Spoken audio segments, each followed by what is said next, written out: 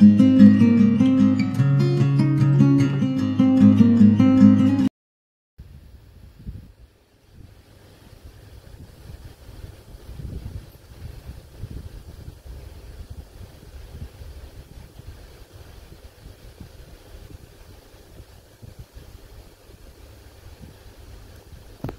was the year 1959. A lot of things happened that year. With an event that's so significant, it was the one event that has been mostly talked about when talking about music history. On February 13, famous rock singers like Buddy Holly, Richie Valens, and J.P. Richardson, also known as the Big Bopper, died in a plane crash along with the pilot that ended up in Clear Lake, Iowa. This day of the plane crash was also known as the day the music died, sooner or later referenced in the song American Pie by Don McLean.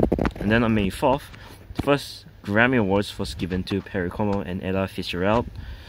July 31st, Cliff Richard and his band, The Shadows, had their very first British #1 single, known as The Living Doll. Then, lastly, for the year, in November 16, the South Music musical by Richard Rodgers and Oscar Hammerstein II opened at Luntfontein Theatre in New York City with a pretty big run of 1,443 performances. And yes, the name sounds familiar because this is the same musical that will later be produced as the film. Now let's go to 1960, a very significant year, and that for rock. In 1960, famous singers like Bob Dylan and James Brown hit the spotlight, with both of them being very well-known rock and groovy singers. But not only that, in 1960, a little place called Liverpool gave the world one of the most famous bands of all.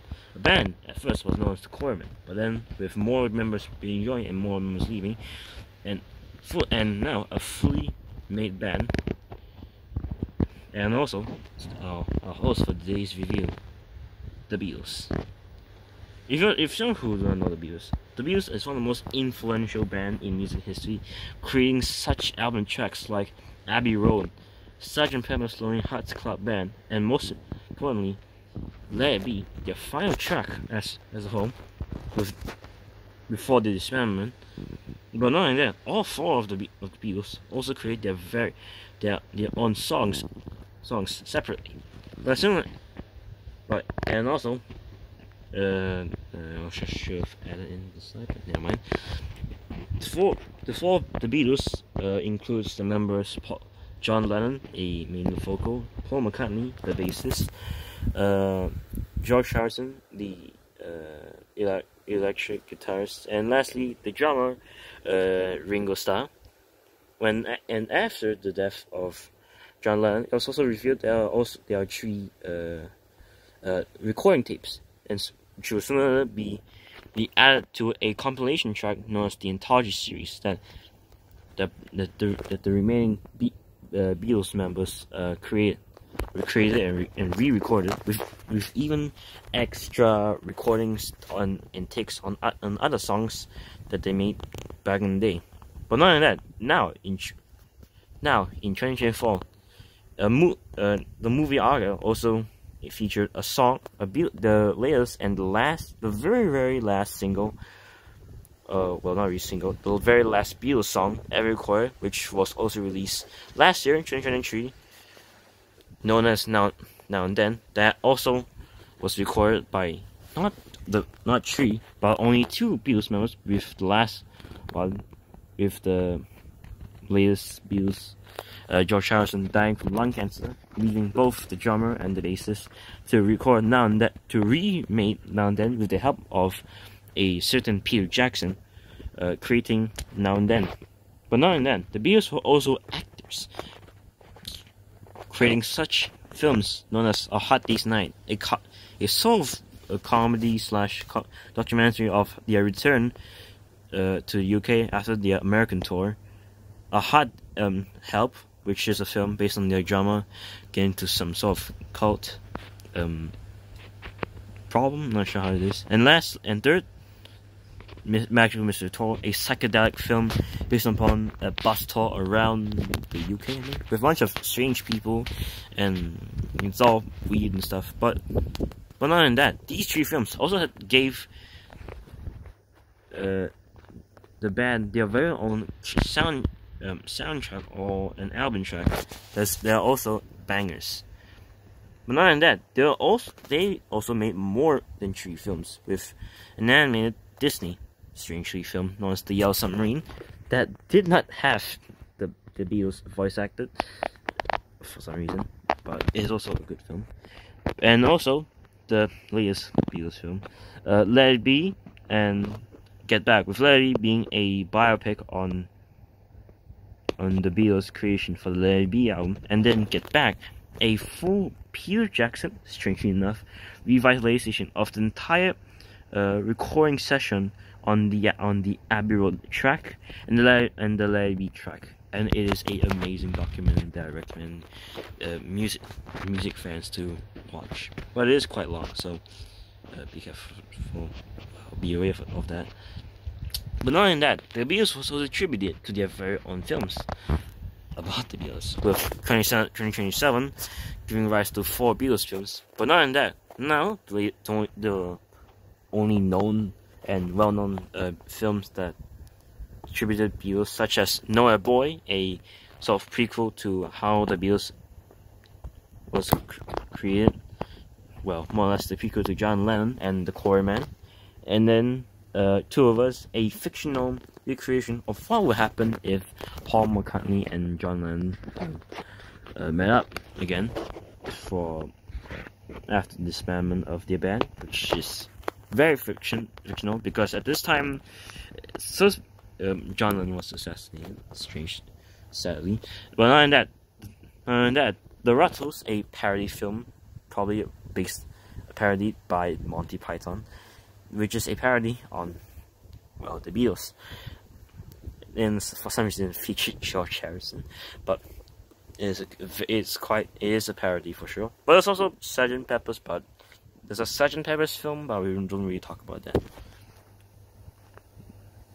But for this film, we're talking about one of the more well-known tribute to Beatles films, which is Across the Universe, directed by a certain musical director, which is 1 second, let me find it very quick. Sorry. A certain Julie Taymor, and the soundtrack being mostly sang and recorded by the actors, but also by Bono from the band U2, which is surprising enough because this was released in 2007. But I digress. Now, before I continue, I need to explain how most of my reviews work. If most of the movies I review had references to something, I just point them out for some reason. But yeah, it is just a full spoiler not free review. So if you don't want to watch this video first before you want to watch the film first, or just get untied knowledge. That's why I had that one slide at the beginning of the recording. But still, let's begin. The movie starts off with copyright. Columbia and Revolution Studios had their intro, and with both of them being owned by Sony, we finally get started with our main protagonist, Jude, based upon the US single, I think, Hey Jude, as he sings Girl from the Rubber Soul album, and he just sings the song basically upon what will happen to the film, and then cut to the ocean. Helter Skelter shit cover from the White Album plays as we see newspaper clippings and just ocean waves tumbling over around what actually supposedly happens, based on what actually happens during the time the Beatles, and mostly what happened during the Cold War. and also Vina more. But yeah, it's just new flashbacks on what we see will happen in the film, and then a ballroom. We see a golden disc ball shining the title card, and then cuts to two different perspectives. With the first one being with the entire scene being played with the background song being "Hold Me Tight" from the second Beatles album track called "With the Beatles."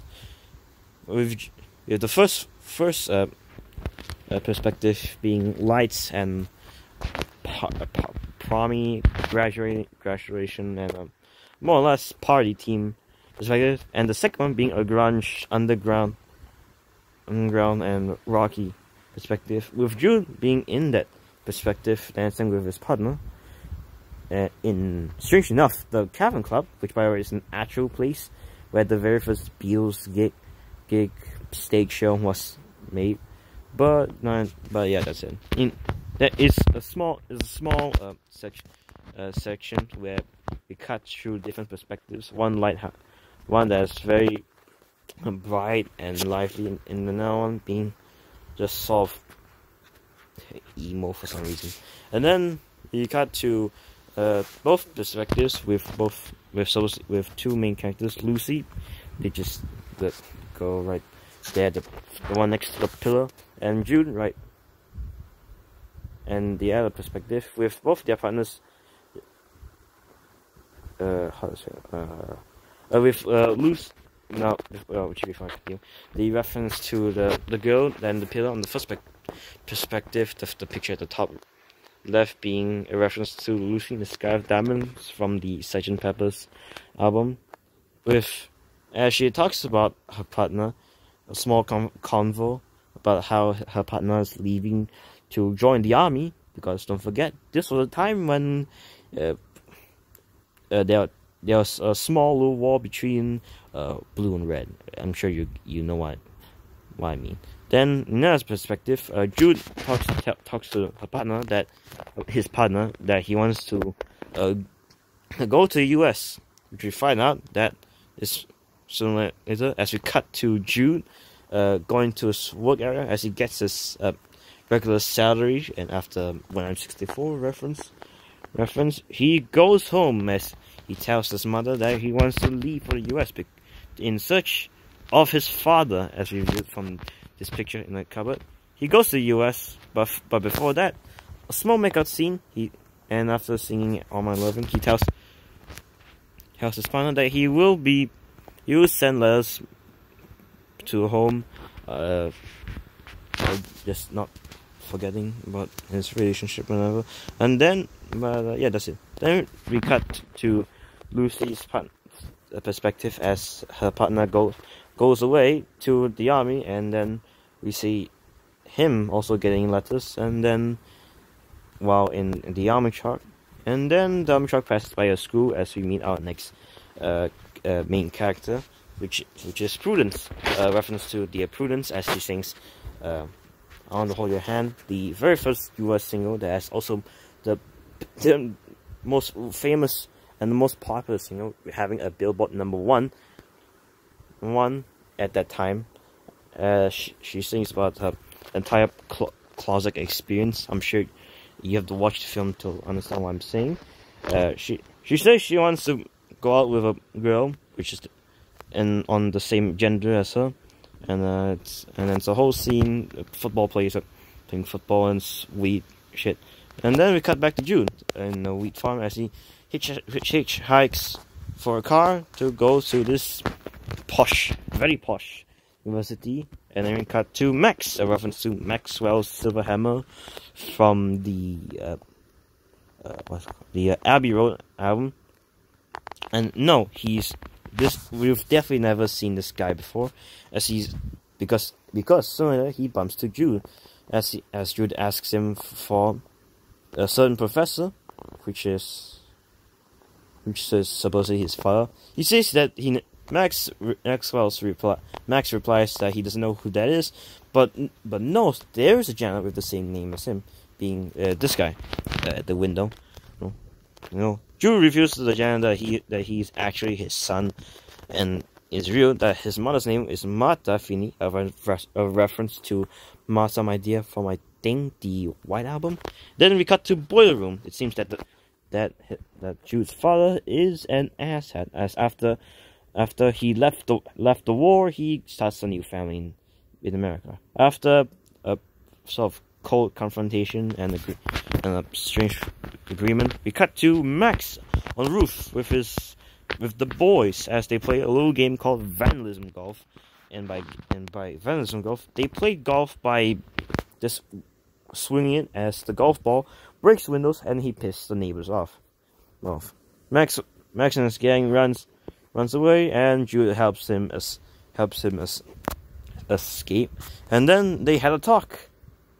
Just a small talk, they introduce each other, and then Max brings Jude to his place, or sort of his dorm room, as Jude meets the gang. He's actually proud. He's also part of it, and a little small session with Max just saying, with a little help, my friends, a Ring of Star song from the Sgt. Pepper's album. They all just chill around, have fun, do some strange parkour for some reason, and then they go out to the bar, drink, play pool, go out, play more Vandalism Golf, and even making Jude hold the ball as they swing it, and then they slide around back to the dorm, and then they sleep, having a small hangover, which is cut to Lucy and her friend as she receives a letter about her partner that I think is come back from war, but I doubt that. She sings "It Won't Be Long" from the Beatles album, and then she still sings it at her school at her class, and it's a really long segment. So as we cut to Max and Jude driving on a pretty sick Corvette, I think that's the brand, as they go to fetch Lucy, which is also revealed to be Max's sister. But first of all, we cut to Prudence also hitchhiking for some reason. Then we also cut back to Lucy in her class singing the final few lyrics of "Moving Along," and then we cut to Jude and Max as they just look around, looking at the people. Don't know why. As Lucy and joins with Max, go in the car, and they go back home. As it's revealed that Max invited Jude to a Thanksgiving dinner, as it's also revealed that's for some reason the UK doesn't do pilgrimage traditions where they have Thanksgiving dinner. But who cares? Then we meet more of Max and Lucy's family, and no, the guy with the tie is not recognizable. And then it's revealed that Max wants to drop out to become radio station. The entire family had a huge argument. Jude leaves, Max asks Jude about his opinion of him wanting to drop out. Jude just says, drop out. And then Lucy joins Jude outside as they just talk about what literally happens throughout the first few moments until they reach this point in the film. Then Max just also go outside and wants to make Jude feel more cheerful, and they go bowling. As Jude sings "I've Just Seen a Face" from the Help album. And by the way, this is my favorite segment throughout the film. Well, my segment, I mean, this scene was just my favorite. As they play bowling, the average normal thing to do in America when a Thanksgiving dinner doesn't go well. And then it's also revealed that Max wants to move to New York, as Jude and Lucy also joins in. But first, the bowling area place. Supposedly, as Max says it has been changed and renovated to have moving floorboards. This entire segment and then more segments on people sliding around the lanes for some reason, jumping across benches and stuff. And then we cut to the Corvette again, a pretty sick one, as it's reviewed that they're finally actually going to New York. Pause. Now, before I continue on, a little problem is that this film is 2 hours long, and I spent the whole week missing out being past the supposed launch date for this video. So this will be a two-part segment. Apologize, but don't worry. Next week I will also record I'm still just making more slides for this segment of the entire film. It'll be two-part. Don't worry. I'm still making more of the slides. I just need more time, but there'll be a two-part, and at least I'm still making the videos. But I'm also making more slides on other shit I'm reviewing with a TV series coming out. TV series review coming out soon. It's be recorded and then edited, then released by next week. Next week being me recording it. But don't worry. Yeah, I'm still gonna make the second part for this film. Just give me some time. Oh yeah, also another news. During the recording week, I'll also record another video. By video I mean just gameplay. Just random gameplay. But yeah, that's it for a video. Yeah. I also need outro.